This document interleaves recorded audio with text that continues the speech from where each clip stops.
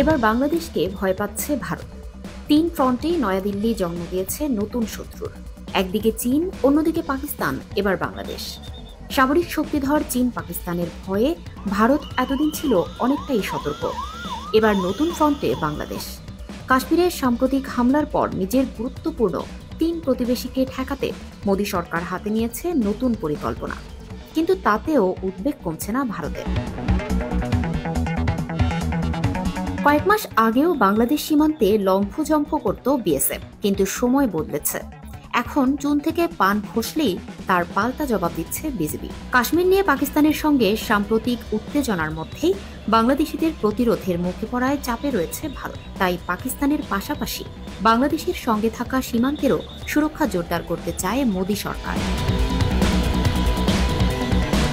এজন্য বিএসএফ এর 16টি নতুন ব্যাটালিয়ন গঠনের সিদ্ধান্ত নিয়েছে ভারত। দেশটির সরকারি সূত্রের বরাতে এ তথ্য জানিয়েছে পিটিআই। নতুন এই ব্যাটালিয়নের 17,000-এর বেশি সদস্য নিয়োগ দেওয়া হচ্ছে। ভারতীয় সূত্রগুলো বলছে, ভারত বাংলাদেশ ও ভারত পাকিস্তান সীমান্তে নজরদারি ও নিয়ন্ত্রণ ব্যবস্থা আরও জোরদার করাই এই সিদ্ধান্তের মূল উদ্দেশ্য। সীমান্তে একাধিক দায়িত্ব পালনের কারণে বিএসএফ এর ওপর বাড়তি চাপ বেড়েছে। তবে নতুন ব্যাটালিয়নগুলো গঠন করা হলে সীমান্ত পাহারায় নিযুক্ত বাহিনীর উপর চাপ কমবে। তারা আরও দক্ষতার সঙ্গে নিরাপত্তা রক্ষা করতে পারবে।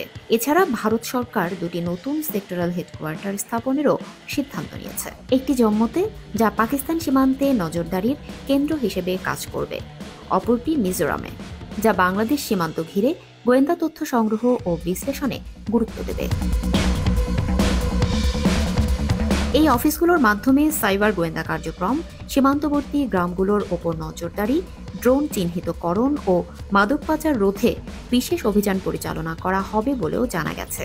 বাংলাদেশের সঙ্গে রাজনৈতিক দূরত্ব ও আস্থার ঘাটতি, পাকিস্তান সীমান্তে ঘন ঘন অনুপ্রবেশ ভারতকে উদ্বিগ্ন করে তুলেছে।